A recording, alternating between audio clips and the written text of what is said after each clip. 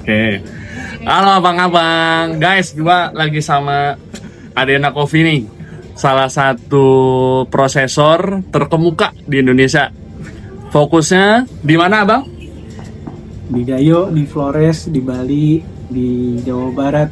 Ya itulah, tapi di setiap tempatnya ada beberapa kampung-kampung gitu. Ya, soalnya ini namanya Abi, ini Bayu. Kolam renang.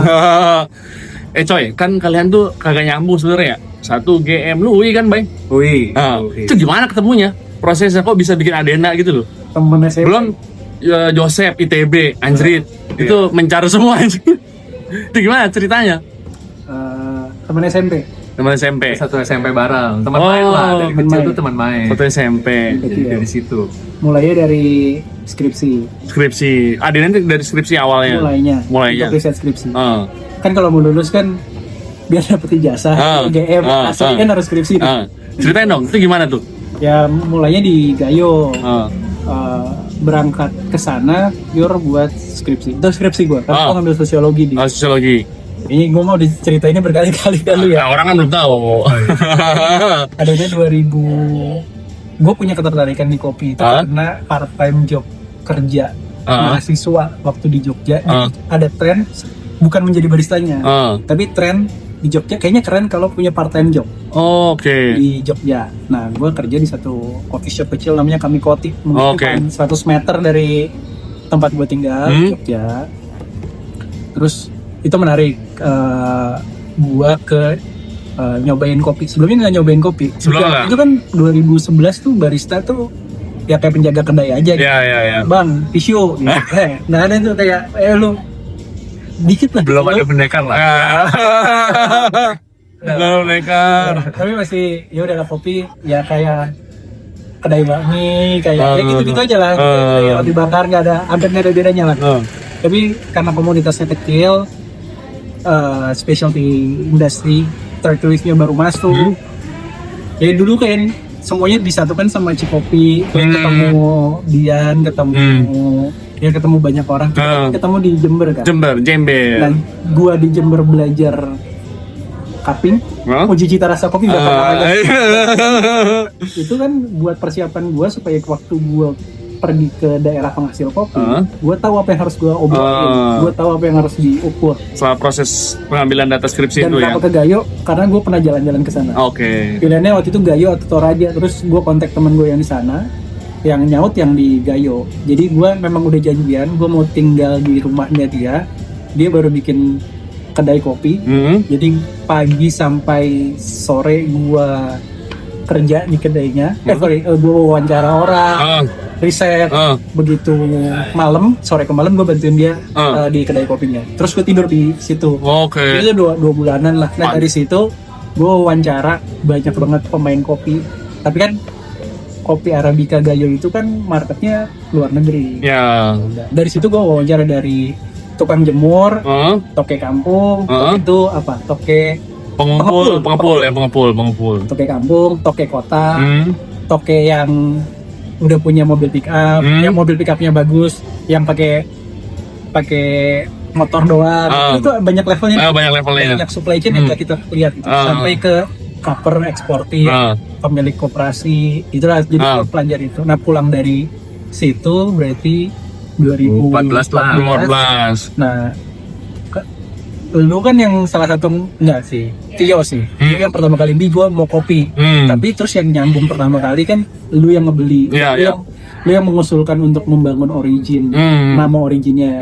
Ya, dulu gua ngebayanginnya cuman Gayo. Kopi Gayo. Dan lu yang bikin penamaan Kampung Ketawa, lu yang bikin penamaan Kupas Kismis. Ya, terlepas produknya dari mana yang history background-nya berbeda lagi.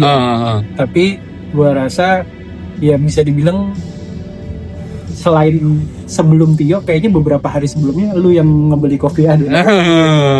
Jadi terima kasih. Oke. Buat tim kita yang di Origin sih, Mas Dian sih lumayan dikenal. Dibanding Tio ya. Dibanding Tio. Baik, pas Abi ngajakin Adena, apa respon lu, Bay?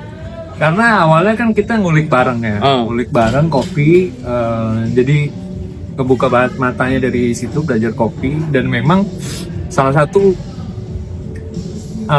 tempat kita belajar yang mungkin nggak banyak orang tahu dan belum disebut Abi itu Lu pernah denger gak ini nih? ada di Bintaro, Oh, Pasar Segar. Oke. Itu Om Hadi. Ya. Gerai kopi. Tahu. Nah, Itu tempat kita. itu tempat kita belajar. Oke. Jadi kita terpapar dengan kopi-kopi Dari Om Hadi. origin aneh. Itu kan emang banyak koleksinya ya. Banyak banget. Kita tuh dulu kayak misalkan ngopi Java Jampit yang selama ini kita mungkin jarang denger, cuma tahu nama nggak pernah nyobain. Kita ketemu di situ. Robusta Rowo Seneng. Oh iya betul kan. Om Hadi legend lah, Om Hadi legend lah. Terus kayak Toraja Bulu-Bulu. Toraja Yale. iya, Papua Moana Mani, iya. kayak gitu lah. Nah, kita belajar dari situ dan itu membuat kita ketertarikan kita tumbuh dari situ, bahwa kopi di Indonesia itu rasanya tuh punya potensi yang gede dan di waktu itu ya masa itu di generasi kita yang istilahnya baru anak lulus lah ya. Jadi zaman dulu kayak genjetnya dulu lah ya. Ya, ada gitu lah. Ada masanya kita. Nah, ada masanya kita muda belajar. Menarik banget nih. Dan ya namanya anak muda ya. Wah, kita bisa nih bawa dampak sesuatu buat industri ini lebih oke. Wah, Di masa itu tuh narasi tentang entrepreneurship tuh kencang di. Iya, benar. Sempat kan ada kerja startup. Ya. Tadi 2010 kan itu lulusan itu entrepreneurship. Ya. Zamannya. Jadi kita waktu itu karena gue backgroundnya akuntansi lah ya, ya bisnis related lah ya, dan lihat oh ini tempat yang apa ya kita bisa tumbuh mulai nih, mulai gitu ya, belum ada yang ngisi, belum ada, potensinya gede, kita membayangkan, bisa ekspor, kita apa, kita masih melihat banyak sekali peluang yang ini, jadi tanpa terlalu memikirkan. Dan dari situlah kita mulai kayak gitu. Nah, selama kalian kerja nih ya, melakukan proses, berapa banyak yang gagal? Apanya yang gagal? Pengolahannya, ada yang gagal nggak? Pasti ada yang gagal dong. Batch gagal, itu gimana tuh? Ceritain dong kegagalan kalian nih. Kalau batch gagal mah, ya ceritain kegagalannya gimana kan? Yang paling sering gagal itu kalau di Indonesia di berbagai macam origin yang kita lakukan, itu yang related sama pengeringan. Jadi kalau lu tanya ke gua challenge utama kopi di sisi pengolahan, apa sih challenge-nya? Menurut gua pribadi sampai saat ini yang harus dipecahkan tuh pengeringan. Karena lu nggak usah ngomongin kopi di proses aneh-aneh. Kalau kopinya di proses clean cup, setidaknya value-nya bertahan, value quality itu bertahan di situ. Ya kan? Nggak usah ngomongin mengenai kualitas rasanya dulu ya. Tapi kopi yang kering itu bisa disimpan. Bisa disimpan berarti bisa punya kesempatan untuk dijual. Ini tapi gue ngomongnya mungkin sangat tidak specialty, tapi ini realitanya. Kalau kita ngomongin petani, disclaimer dulu ya. Disclaimer dulu deh, karena kita nggak tahu nih naik kontennya kapan, konteksnya apa yang bikin waktu itu apa gitu. Tapi Adina tuh believe kok ke produksi high quality kopi, tapi yang kita lihat kebanyakan sebenarnya ketika di level pengolah, grower petani di level mereka mungkin mengolah, mungkin akan menjualnya di, kalau di Sumatera mereka bilangnya di pajak, di pasar-pasar nasional, di Toraja, pasar-pasar di pekan-pekan gitu ya. Semakin panjang waktu mereka menyimpan, itu memungkinkan mereka mencari momentum menjualnya. Mungkin karena transportasinya susah, mungkin karena harinya belum hari pekan. Nah, kondisi kayak gitu tuh yang akan sangat membantu ketika kopinya udah kering. Kopinya udah kering bagus. Jadi ketika dijual nggak buluk kan. Nah, itu akan dapat harga yang lebih bagus yang kemudian nanti bisa ditukar sama, jadi dibayar dapat harga yang premium, yang nggak premium banget biasanya kalau di pasar tradisional, tapi harga normal terus bisa dijual. Nah, jadi kalau menurut gua potensi kegagalan terbesar prosesor itu terkait sama pengeringan. Terlepas penipuan, fraud dan seterusnya itu hal yang berbeda lah. Jadi kalau kita real yang bekerja, yang paling setengah mati ngeringin dari Indonesia. Bay, lu pernah ditipu nggak, Bay? Ada yang Bay? Apa? Pernah ditipu nggak? Kalau itu sih gini lah, mungkin kita bicaranya urusan nipu nggak nipu tuh mungkin relatif nih. Pernah nggak? Relatif. Pertanyaan lu pernah nggak? kalau saya pribadi merasanya Adena pernah ditipu nggak? Oh pernah. Pernah. Ceritain Bay. Gimana Bay? ada ups and downs ya. Gimana tuh? Lu tipu gimana tuh? Adena tuh tipu gimana? Enggak lah, sesimpel gampangnya gini lah, soal masalah komitmen pembayaran, let's say. Oke. Nah, ini karena gue bagiannya kan keuangan ya. Iya makanya Soal justru itu. pembayaran itu aja kan dahulu itu kan sangat kental bahwa wah kita harus membantu hulu nih, Iya. gitu ya. Iya. Wah selalu di apa ya? Ditekanin gitu ya. Ditekenin bahwa oh di hulu nih butuh bantuan, butuh ini, butuh akses pasar harga lebih premium, woi. Jargon itu kan sangat Sangat kencang. Nah. gitu ya. Nah, tapi realita yang kita hadapi itu ketika itu ada momen yang gue merefleksi diri. Komitmen bayarnya misalkan oh barang dikirim, diterima, mereka udah kaping, udah oke. Ekspektasi kita kan apa? Oh terima pembayaran dong. Iya, dalam waktu dekat Dalam gitu waktu ya. dekat lah gitu ya. Ada barang, ada uang, Iya. gitu kan. Bahkan mestinya malah mesti ada uang, ada barang. Barang. Uang dulu baru barang ya. Iya, tapi realitanya that time itu kan kayak gitu. Barang dulu, coba dulu. Oh masuk nih cupnya, Iya. jadi Bayar. Nah, begitu kan. Sampai ada momennya. Ntar ya. Tarsok nih ya. Tarsok lagi. Nah, sampai ada momen gue merefleksi adalah, loh, kok petani yang bisa mestinya dibantu malah jadi membantu ya? Membantu roster ya. Gitu ya. Jadi petani membantu roster. Betul. Jadi Jadi sebenarnya banyak kedai-kedai kopi yang ditumpunya sama itulah hasil petani-petani itu yang mereka mampu nahan gitu ya. Jadi penipuan besar adalah ternyata spesialty bukan membantu petani, tapi petani spesialty membantu roster gitu ya. Ya, tapi Iya. tapi ini bukan petaninya langsung, tapi yang di tengahnya. Oke. Dan tenang. gua kayaknya dulu juga kita sempat ngobrol kan peran masing-masing supply chain Node itu ya. itu punya tanggung jawab membangun safety net-nya masing-masing buat Iya, industri iya, ini. iya. Jadi menurut gua ya itu nggak terhindarkan lah. Apalagi Oke. di Indonesia yang 1,5 juta penduduknya terkorelasi dengan bertani kopi gitu. Iya. Semuanya perkebunan rakyat. Jadi kayak kita tuh memang diberkahi prakondisi sosial dan lingkungan yang menurut gua unik. Ya, nggak ada di tempat lain ya. Nggak ada. Dan kalau ditarik ke konteksnya sekarang itu lu buka threads gitu ya. Menurut gue itu menarik banget konteks di situ. Lu ngelihat banyak generasi baru prosesor yang menjualan di sana. Dan gue yakin banyak banget penipuan-penipuan. Iya. Di sana. Maksudnya Sering muncul tuh berita kayak gitu, Boy. Adena aja pernah jadi korban Penipuan. fraud yang dulu kan kita ngebayangin fraud itu mengenai jual beli handphone. Iya. Sekarang jual beli green bean aja bisa sih. Dan di level Adena yang udah punya tim buat recheck pembayaran dan seterusnya Masih kena. masih kena. Itu gimana fraudnya coba? Betul yang bisa cerita. Coba fraudnya gimana coba? Lintong kan? Yang litong 300 kilo itu. 300 kilo. Ya, Itu gimana cerita lah. jadi ada lah ya misalkan orang belanja Ya. gitu ya, ngomong udah bayar, Ya. Dikirim bukti transfer palsu. bukti transfer ternyata palsu. gitu. Terus dia yang Tentu ada. oke pengiriman pakai ini. Terus tiba-tiba Pak itu driver saya udah ngejemput di depan. Jadi lumayan canggih sih maksudnya. Iya. Dia order satu transportasi online, ngambilkan di bank kita. Dibawa ke satu titik yang dia udah pesenin transportasi online lagi. Jadi antar dua itu nggak ketemu. Nah itu tapi Canggih ya. Canggih banget ya. Makanya lu bilang fraud akhirnya ya. iya. Sistem Dan- karena ini ya. Menurut gue fraudnya udah di level bukan Sistemik Bi.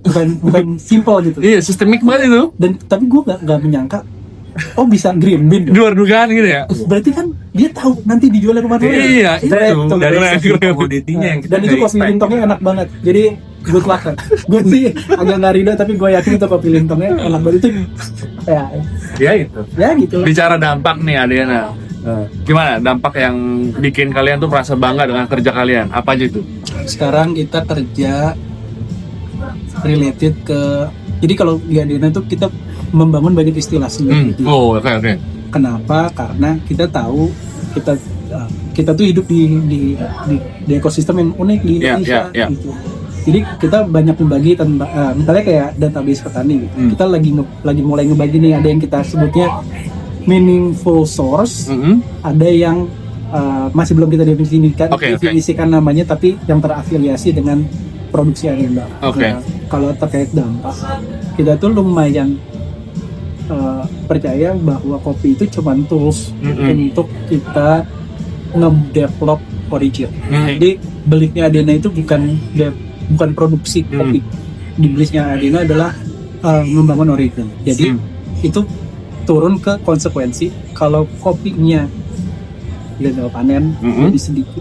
Kalau kopinya dijemur terus buluk, kita tuh harus mikir gimana jual itu. Terus dibeli. Karena buat petani mungkin dia nunggu setahun sekali untuk momen dia bisa jual itu. Dan nggak mungkin tim kita yang di lapangan gagal menjemur terus dipecat. Ganti lagi. Kayak mengulang proses pengajar. Ngejemur aja, gua harus nerbangin Fahman ke Flores. Naik pesawat bang. Belajar ajarin jemur pakai terpal. Tapi ya emang itu harus dilakukan. Oke. Nah, tapi sekarang kita kerja bareng dengan sekitar 2.000 keluarga petani. 2.000 keluarga. Yang terdata sampai ke nama dan kuantitas produksinya ada di angka sekitar 1.200-an. Oke. Across origin yang pernah terjadi. 2.000 ya. Jadi yang kita lagi pelajarin mendata itu ternyata tidak mudah kan? Iya benar Pak. Dan tanpa ada paksaan. Oke. Jadi kita lagi anak sosial dia soalnya ya. Harus ada inform konsen ya kan ya. Gak boleh dipaksa. Benar. Mbak lu sendiri gimana Bang lihat dampak Adena nih Bang? Buat lu Bang. Kalau gue sebenarnya lebih melihatnya begini ya. Pasti beda kan pandangan lu Bang. Mungkin Abi melihat dari sisi yang tangible lah. Apa yang bisa diukur lah. Dan memang hal itu Adena memang coba record. Mungkin kalau teman-teman bisa nanti cek di website itu kita coba rangkum di situ biar informasinya tuh bisa diakses gitu ya. Bisa diakses. Tapi sebenarnya hal-hal yang intangible yang pengen lebih gue highlight. Contoh misalkan dengan kita ngejalanin ini bertahun-tahun. Satu, ada proof bahwa dagang kopi dalam tanda kutip dagang kopi gitu ya, dengan cara ini ternyata teruji dan sustain nih, bertahan nih gitu. Satu itu dari sisi kita yang ngejalanin. Nah, tapi di sisi yang di origin itu sebenarnya membawa pesan bahwa lu tuh kalau mau keren dari kampung lu juga bisa. Oke. Gitu ya. Lu mau tetap punya penghasilan, bukan melulu tuh merantau. Tapi bisa bertahan di situ. Bisa bertahan di situ. Dan ini sebenarnya reflect dari mungkin pengalaman kita dulu waktu zaman kuliah lah ya. Kita sering jalan, senang ke daerah-daerah. Dari di mana kalau kita lagi jalan ke sana, tuh satu hal yang pasti ter-highlight adalah kita dikira orang luar negeri. Satu, that time ya. Labuan Bajo, Toraja, kemarin selalu dikira orang luar negeri. Hawanya turis banget ya. Iya. Dan mereka selalu merasa inferior. Padahal sebenarnya kita yang datang dari mungkin dari perkotaan gitu ya, dengan background yang berbeda, melihat wah di sini tuh banyak banget potensinya. Iya. Banyak banget yang bisa dilakukan, dikerjakan. Cuma memang perlu ada yang mau kotor gitu. Perlu ada yang mau turun, perlu ada yang mau punya perhatian ke situ gitu ya. Mau ngebangun ke situ gitu ya. Dan itu yang kita rasa dengan kita ngelakuin ini, itu yang membuka jalan itu. Jadi ada terbuka gitu ya. Jadi punya bayangan bahwa orang-orang yang ada di originnya di kampung halamannya, apa yang ada di sekitarnya dia bisa tetap hidup gitu, tetap maju gitu. Dan sampai bahkan kita pernah ya dalam diskusi gitu ya Bi ya, kayaknya Indonesia maju tuh bisa punya interpretasi yang sebenarnya berbeda. Majunya tuh bukan development urbanisasi yang wow bagaimana atau bagaimana, mungkin gaya Indonesia maju versi Indonesia itu berbeda gitu. Gue cuma bercita-cita Indonesia tetap menjadi negara yang menyenangkan. Menyenangkan ya gitu. Ini kalau ada Fahman ditanya, "Man, dampak lo apa?" Sepeda, Bang. Ya nggak sih? Beda. Dari bola jadi sepeda ya nggak sih dampaknya? Dari punya cita-cita, kayaknya seneng ya kalau ngeliat orang di lapangan punya pendapatan yang cukup, jadi dia jauh lebih kaya dari hobinya naik sepeda anjir, sepedanya mahal banget. Hebat Bang Maman, hobinya ngeri. Boy, ini kan kalian waktunya ya terakhir nih, terakhir. Nah, kan abang ini Iya. Tarkam, besok terbang dah. Apa yang harus dilakuin buat memajukan industri kopi di Indonesia menurut Adena? Dari lu dulu, baik. Dari gue. Oh iya, dari lu. Malu dulu lah ya. Faktor U, ya. Ya. Baik. Dari lu, baik. Oke, buat memajukan ya sebenarnya sih satu yang pasti tetap ngopi lah. Tetap ngopi. Pada akhirnya ideal. Iya, tetap ngopi dan mau nggak mau ya buat maju itu ya harus berputar gitu. Tetap harus ada konsumsi, terus harus ada yang mengusahakan gitu ya. Di tengah kondisi yang mungkin nggak begitu favorable ya. Iya. Kalau kita ngomong harga kopi berapa tahun terakhir nih, pasca kopi itu harganya udah gila-gila. Oh, ya, harga sekarang ya. Dan somehow kalau gue punya pandangan khususnya buat di Indonesia, kayaknya ya memang kita tetap perlu minum kopi kita, Ya. which artinya ya hasil produksi dari Indonesia. Maksudnya betul kan banyak ada mulai kopi-kopi yang masuk dari kopi impor dengan keterbukaan akses gitu. Tapi somehow menurut gue lo tuh kopi-kopi lokal yang dimajukan. Ya. Karena sesederhana itu dampaknya jauh lebih terasa, jauh lebih langsung, dan juga terus membangun keberlanjutan di sisi hulu ya. Maksudnya kalau di hulu udah nggak punya harap, ya bisa jadi kita akan kesusahan tuh kopi nantinya di tengah faktor-faktor alam lainnya ya. Dari perubahan iklim dan lain-lain gitu ya. Itu yang akan membuat lebih sulit gitu tantangannya. Jadi kalau mau maju tetap minum kopi. Kalau bisa minumnya kopi lokal. Itu aja sih. Gimana, Bi? Sederhana. Lo tambahin lagi, Bang? Hah? Tambahin Enggak lagi? sih. Itu aja sih menurut gue sih sederhana. Minum aja. kopi gitu ya, biar tetap Iya, minum kopi terus. lokal ya. Kopi lokal kalau bisa gitu. Lebih gimana, Bi? Kalau lebih Jadi pertanyaannya, apa yang harus dilakukan nih buat kita untuk memajukan industri kopi di Indonesia? Dari bisa lu sebagai orang Adena kan, apa pandangan lu tuh? menurut gua nih ya. Tapi mungkin ini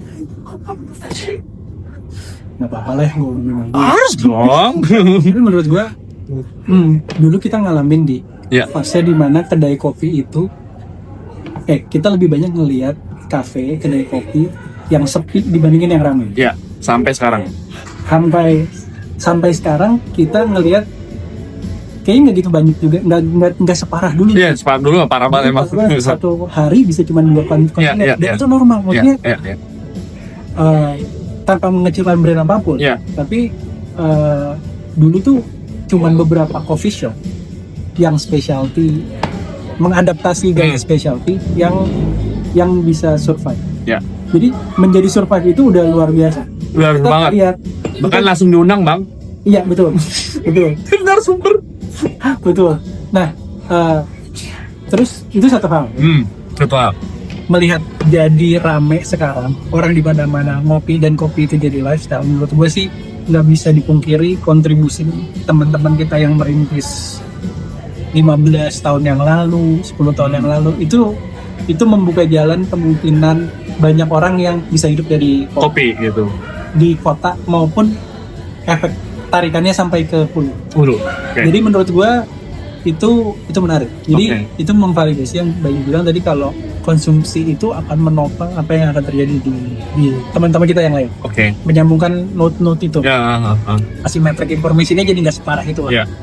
Nah, yang kedua menurut gue yang harus kita Lakukan. satu, mungkin bukan lakukan ya, kita Oh, oke. apresiasi dulu. Apresiasi dulu, oke. Dulu kita minum kopi itu nemu kopi earthy Ya. itu banyak nih. Iya. Sekarang makin dikit. Susah. Susah, bener. Menemukan kopi yang earthy itu susah. Lu pernah dapat permintaan dari luar kan, minta kopi arti, lu punya kepala lu? Kalau dulu kan gampang ya. Ya, betul sekali. Kok nggak ada Sumatera Ingat gua. karakter gitu. Iya. Ingat. Ya, tapi ada lah. Itu maksudnya itu kan permintaan dari luar. Iya, iya, Tapi iya. juga mereka memahami dan mencari karakter itu. Sekarang, jadi kalau menurut gue ditanya kopi Indonesia impor apa enggak? earthiness itu kan, earthiness, musty itu kan hal yang dihindari dari processing yang sehat, yang kita perlu pelajarin. Kenapa uji cita rasa kopi yang kita pelajarin di Jember itu, Di Jember proses koka, nyiumnya rambak, karet, nyiumnya solar, lokal banget anjir bener. Iya. Rambak lah, solar lah. Itu kan untuk menghindari hal-hal yang seharusnya tidak ada di makanan. Iya, Nah, iya. proses pengolahan yang salah harusnya tidak memunculkan hal itu. Jadi menurut gua kita kalau kita mau ya, let's say kita orang kopi gitu ya, benar-benar ada community-nya itu. Kita orang kopi sudah berhasil kok memberikan kopi yang lebih baik bagi kesehatan diminum sama orang lebih banyak. Terlepas makin banyak juga orang yang sekarang nyarinya undergrad, grade 3 gitu-gitu. Iya, iya. Nah, itu maksud gue nggak bisa dipungkiri, hal itu terjadi di semua industri. Iya, apapun gitu ya. Apapun ya, dari industri daging juga kayak gitu, ayam juga, Ada sapi tingkatan juga, kualitas gitu ya. apapun itu. Nah, tapi menurut gue inisiatif sekecil apapun di bubble yang mana, baik yang super elitis maupun super proletar, Proletar. iya, itu layak diteruskan. Oke. Tapi memang sayangnya harus kita akui nggak semuanya akan berhasil. Oh ya ya, nggak semua kan berhasil gitu ya. Iya, nggak semuanya akan bertahan. Nah itu menurut gua kalau kita cukup arif menyadarinya, sebenarnya kita mengarah ke yang lebih baik kok. Oke, lu lihatnya gitu ya, mengarah ke lebih baik kita ya. Iya, iya. Dan semuanya mulainya dari ideation level. Ya, oke. Makanya yang kayak gini-gini tuh bisa jadi kita nggak tahu yang nonton tiba-tiba Terpancing, terbersit gitu kan. di kampung kecil, let's say misalnya di daerah yang mungkin bukan origin utama Ya, kopi gitu. Misalnya gue nggak tahu tiba-tiba Terpancing ya. gue dua hari lalu ngobrol sama teman di Sulawesi, kopi di Malakaji. Oh, malah aja ya, gue pernah denger tuh. Pernah dengar kan? Tapi kan itu nggak muncul sebagai Iya, kopinya jarang beredar gitu kan di ya, sini. gue nggak tahu. Karena pelajaran yang menarik dari Adena menurut gue Iya, iya, iya. lewat ide lu membangun nama Kampung Rawa, kita bisa melihat transformasi yang terjadi. Iya. Dari yang nggak ada tuh namanya, Sampai ada. dan itu terus menerus formulanya kita pakai terus. Iya, iya. Gitu. Jadi kayaknya mungkin deh kita ngebangun origin Di tempat lain lagi gitu ya. yang belum terkenal. Iya, iya. Jadi nggak perlu masuk ke daerah-daerah utama masuk kopi. Jadi dia ciptakanlah, tujuan bukan menciptakan kampung kopi, ciptakan kampung atlet sepeda. Iya, Tapi ya itulah. Gue lupa nih, boleh inget gue. Ternyata gue sebelumnya turut prihatin gitu ya. Kan ternyata salah satu pengolahan Adena juga terdampak ya, sama bencana Sumatera. Ya. Itu gimana? Bisa ceritain Dua dampaknya tuh? bulan lalu kali ya? Dia itu akhir November ya. Akhir November. Kondisi Waktu itu Teman-teman. Joseph lagi di sana. Ya. Itu pas lagi di sana ya. co-founder Adena lagi di sana. Kita nggak punya informasi sampai dengan H+4. H+4. Wah, pasnya tuh baru dapat informasi. Baru dapat informasi separah apa. Even buat Joseph yang ada di sana, dia juga nggak aware itu sebesar apa.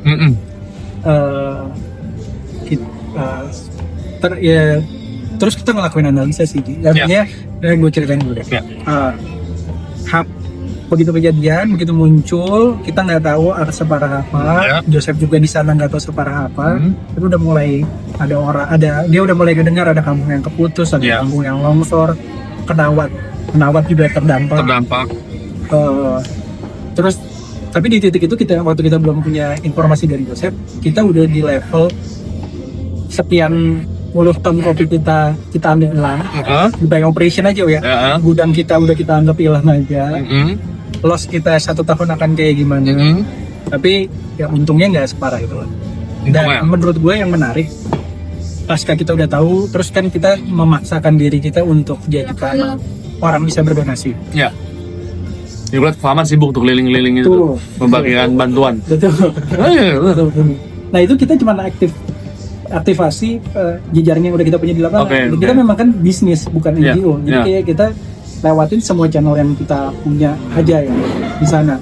Tapi yang bikin gue tertarik untuk kita pelajarin bersama, yang nyumbang itu banyak yang bukan orang kopi. Malah ya, lewat jaringan Adena ini ya. Iya, Dan itu somehow menurut gue menarik ya. Iya Dan benar. sebagai Sepakat. bukan sebagai reputasinya Adena, menurut gue bukan itu. Tapi sebagai komunitas kopi, kita itu dipercaya Sebagai tempat saluran. Sebagai saluran. Ya. Dan Itu benar, setuju. itu hal yang nggak akan terjadi tanpa specialty movement menurut Ya, gue. oke. Jadi kalau ada yang bilang fuck specialty nggak ada gunanya, nggak. Di origin cukup berguna. Gue pernah ngomong specialty is dead sih. Gue masih panjang cutback itu. Oh gitu. Oh lu Bay pasti pusing dong Bay sebagai akuntan Bay, gudang lo hilang ya kan sih? Ya, hilang. ya lumayan ya. Walaupun ini bencana gitu ya Bay ya. Iya, Nggak semua karena orang kan menginginkan. Kebetulan waktu itu kejadian pun posisi gue di Medan ya. Dan Medan tuh salah satu kota yang Terdampak juga gitu ya. Dan kita pantau lah berita-beritanya gitu ya, seberapa parahnya gitu ya. Dan kita coba carikan lah segala, pastikan di fase-fase awal ya kita keselamatan tetap nomor satu. Kita pastikan gimana yang di sana tuh selamat apa enggak dan segala macam. Dan memang paling PR komunikasi lah ya, PR komunikasi. Dan sampai akhirnya kita bisa kontak H+5, ketemu. Jadi gue ketemu Joseph di bandara di Medan, dia flight balik kan. Dan disitulah dia baru tahu, oh ternyata daerah lain parah juga ya. Itu juga terbatas informasi waktu itu ya. Betul. Dan satu hal yang menenangkan gue waktu itu adalah di sana mereka masih bertahan hidup gitu ya. Di momen-momen kita lost contact segala macam, mereka masih bertahan hidup. Dan sudah cek ke kampung Kenawat waktu itu, ada korban lebih ke rumah ya, rumah sekitar 15 orang, 15 rumah hilang, ongoing sampai 35 ya, sekarang. tapi memang alhamdulillahnya semua warga selamat ya, nggak ada yang terdampak fatal lah ya, nyawanya hilang gitu ya. Iya, jadi semuanya selamat. Jadi itu sudah sangat menenangkan dan udah dapat kabar informasi dari situ. Dan akhirnya ya kita yang ada di daerah yang lebih aman mengumpulkan effort lah ya, untuk bisa ngirim bantuan gitu ya. Dan waktu itu memang komunikasi dulu, habis komunikasi terus kita kendalanya lebih ke listrik gitu ya. Kita coba kirimin solar panel, power station, Starlink dan segala macam ya, komunikasi Jadi soalnya. kan memang sampai sekarang pun ngebayangin recovery programnya ini akan bertahan at least 3 tahun 3 tahun recovery-nya program. Banyak banget kebun kopi yang terdampak. Jadi memang satu hal yang terasa banget buat kita di sana, memang di fase 3 minggu pertama sampai sebulan tuh mungkin masih sulitan lah ya, akses soal makanan, bahan bakar dan segala macam. Tapi sebenarnya yang jauh lebih penting adalah gimana infrastruktur bisa balik, Itu dia ya. dan roda ekonomi bisa berputar. Bahkan Infrastruktur pentingnya itu tadi ya. Bisa menopang ekonomi, logistik dan sebagainya gitu ya. betul, itu yang lebih penting. Dan bahkan kalau kita ngobrol dengan orang-orang sana ya, makan mah kita bisa kok, gitu ya. Nggak akan pernah mati yang karena kelaparan gitu. Gitu. Bahkan ada beberapa testimoni orang-orang ketika di momen itu mereka lebih sehat. Ya. Serius lebih sehat. Lebih sehat Karena makannya gitu ya. karena satu makan, yang kedua mungkin banyak di luar ya. Oh, kegiatan fisik. Betul, berjemur dan segala macam. Karena untungnya juga pasca itu 2-3 minggu lumayan cerah. Tapi itu konteksnya di Takengon gitu. Oh, Makanya kita harus luas ya.